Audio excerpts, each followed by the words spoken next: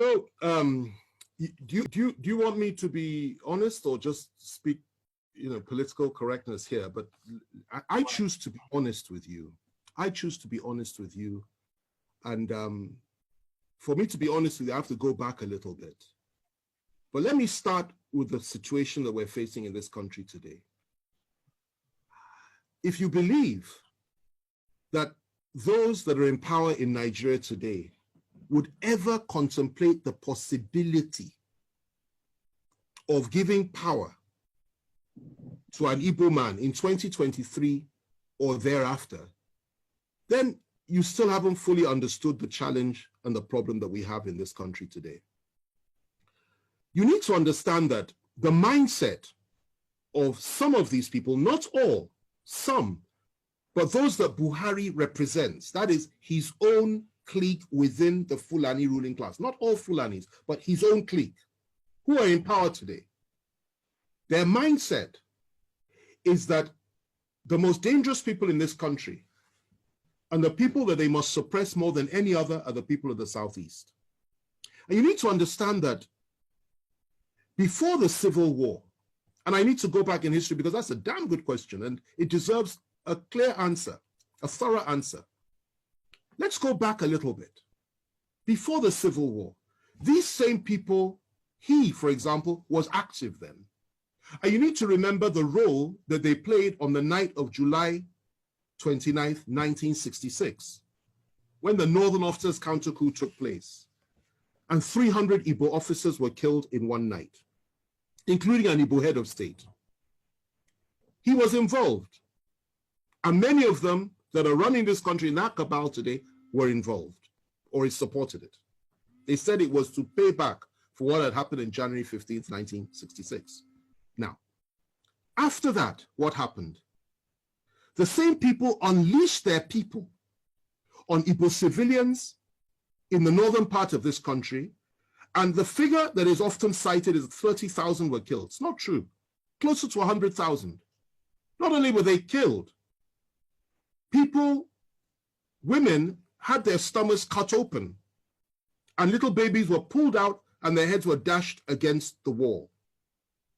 That is what they did then in 1966, before the Civil War. And the Igbos were slaughtered like flies all over the north by these same people.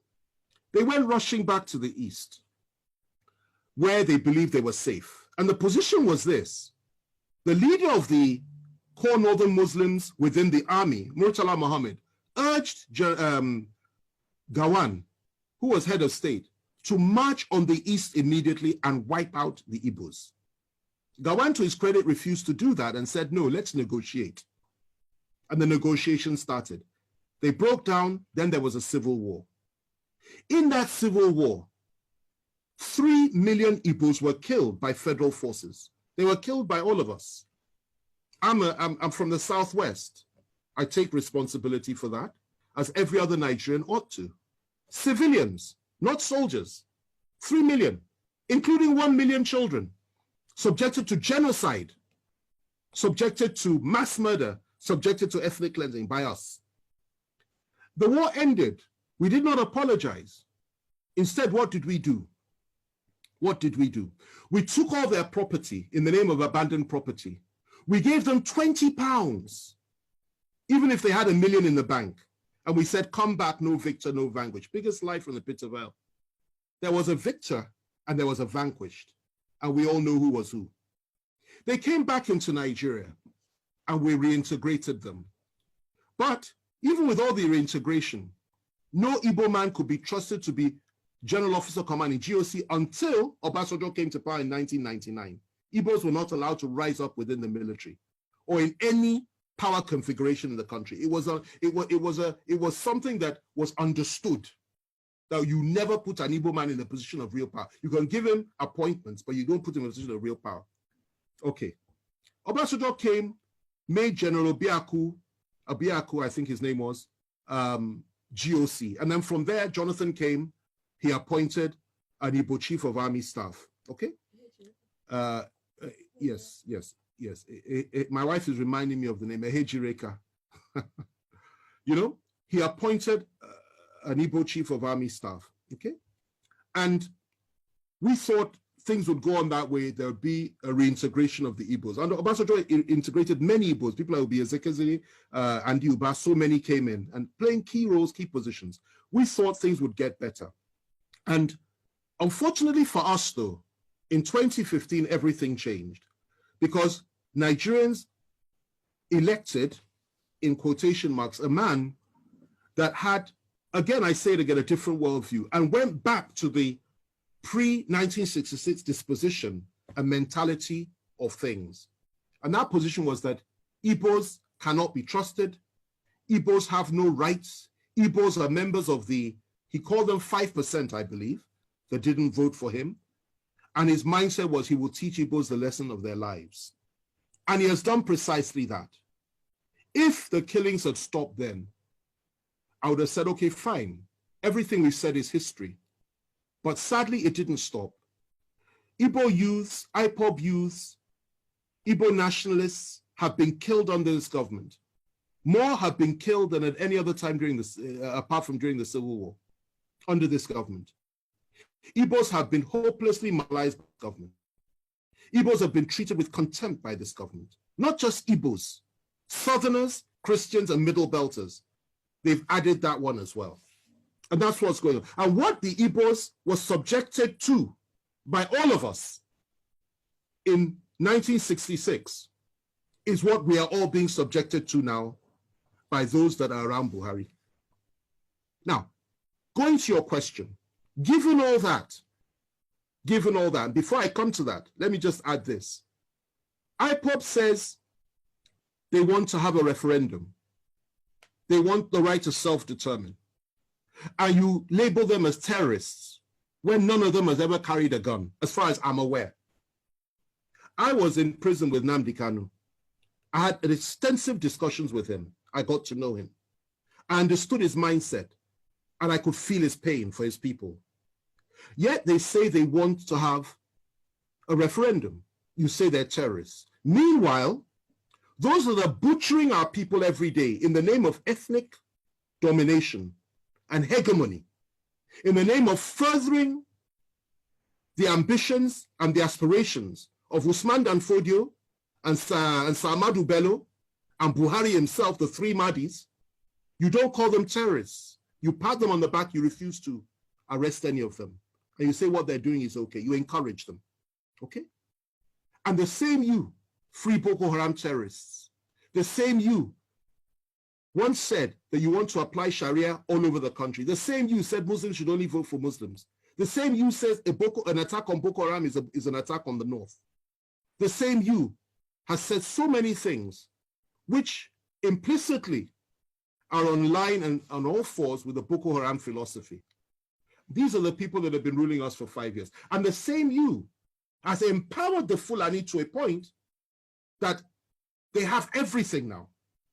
And you really believe that those people in 2023 will sit down and say that they will allow a situation to arise whereby the one they hate the most can possibly take power in this country?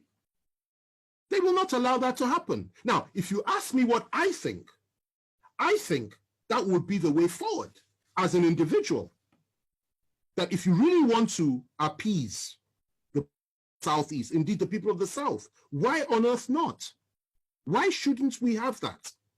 But the reality is that those that control the levers of power are diametrically opposed to that philosophy. They don't pretend not to be.